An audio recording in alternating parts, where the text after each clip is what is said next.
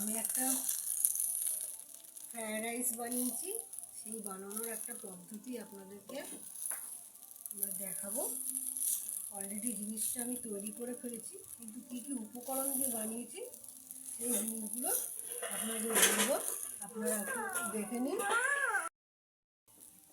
গরম হয়ে যাওয়ার পরে তাওয়াতে আমি ঘি দিয়েছি, তারপরে দারচিনি, লবঙ্গ, এলাচ, তেজপাতা এগুলো দিয়ে একটু নাড়াচাড়া দিয়ে যখন হালকা একটু ব্রাউন ব্রাউন হয়ে আসবে, তারপর আপনারা এর মধ্যে সেদ্ধ করে রাখা মটরশুঁটি, ক্যাপসিকাম, বিনস এগুলোকে ভালো করে ভেজে নেবেন।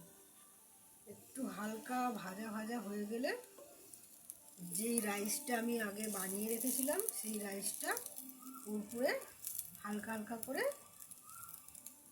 দিতে থাকবেন। দেখবেন যাতে চালটা না ভেঙে যায়, সেরকমভাবে আস্তে আস্তে করে নাড়া দিয়ে দিয়ে এটা করবেন।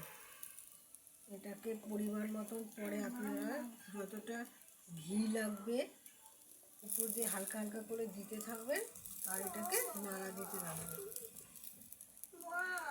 দেখুন কালারটা কত সুন্দর এসছে, আপনারা দেখুন তখন কত সুন্দর।